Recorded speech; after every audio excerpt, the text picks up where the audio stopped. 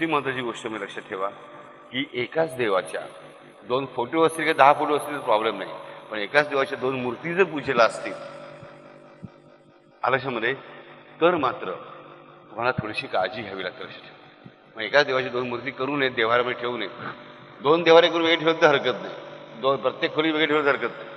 मग एकाच देवाऱ्यामध्ये एकाच देवाची 2 मूर्ती पूजेला ठेवायची नसल्याचं कारण गोष्ट अशी आहे की तुम्हाला वाटतं तशी मूर्ती म्हणजे केवळ पूजाला लावलेली मूर्ती, पूजनाला तुम्ही कुठल्याही मंत्राशिवाय ती ठेवली असेल तरी ती केवळ वस्तू नसते, तिथे मध्ये त्या त्या दैवताची शक्ती येत असतेच.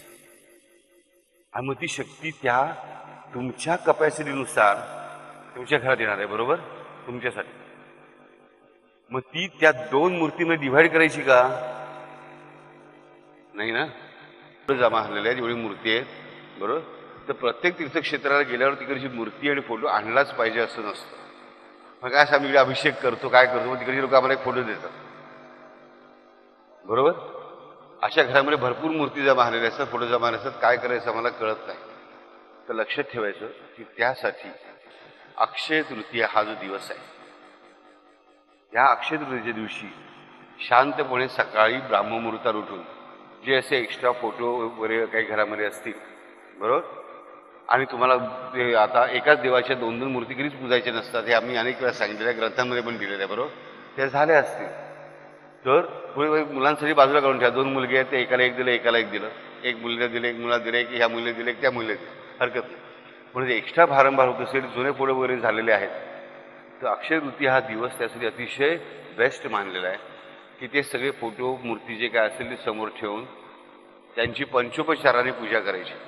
म्हणजे काय तर त्यांना पहिल्यांदा स्वतःच्या हाताने उघडलेलं चंदन लावायचं, गंध जे लिहून घ्या त्यांनी लिहून घ्या. पहिल्यांदा स्वतःच्या हाताने उघडलेलं गंध चंदन लावायचं. त्यानंतर त्यांच्यावर 2 प्रकारच्या अक्षता व्हायच्या, म्हणजे हळदीतल्या आणि कुंकवातल्या अक्षता, 2 प्रकारच्या अक्षता. गंध पुष्प ही सुपूजित, रक्तपुष्प ही सुपूजित, गंध पुष्प ही, बरोबर. तर गंध, त्यानंतर पिवळ्या आणि लाल अक्षता, त्यानंतर पुष्प. म्हणजे जी फुलं तुम्हाला मिळालेली असतील शक्यतो सुगंधी फुलं असावीत, ती व्हावीत.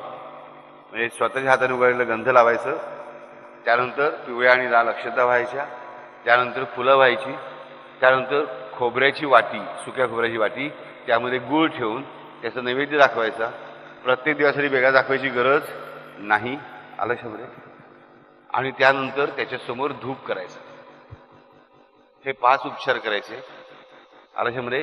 त्यानंतर साष्टांग दंडवत घालायचा आणि मग ही गोष्ट जी आहे ती सोवळ्यामध्ये गुंडाळून, सोवळं जे असतं ना माहिती आहे ना, सोवळं सगळ्यांना माहिती आहे, त्याच्यामध्ये गुंडाळून कुठेही स्वच्छ पाण्यामध्ये विसर्जन करायचं दुपारी 12 वाजायच्या आत. समजलं. जे आमच्या शाखेत जो मोठा धोंडा बसलेला असतो, काय करायचं त्यांचं, नीट नाही पाळलं तर काहीतरी गोंधळ होतो आणि घरामध्ये एवढे फोटो झालेले आहेत, काय करायचं कळत नाही. तर त्याला हा मार्ग आपल्याला धर्माने व्यवस्थितरित्या शास्त्रशुद्धरित्या दिलेला आहे आणि जो वर्षानुवर्ष यांची विषयी माहिती आहे ती पाळतायत आणि तो आम्हाला पाळायला काहीच हरकत नाही.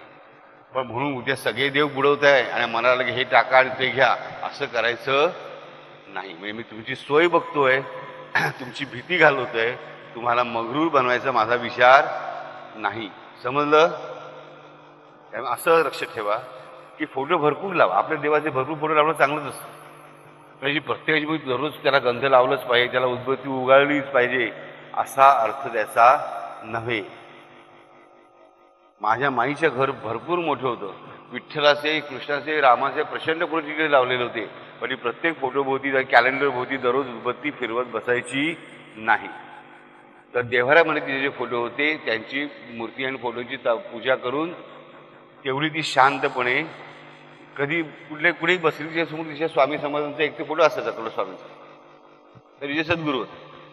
बस त्याच्याकडे प्रेमाने बघणं हा तिचा धर्म होता.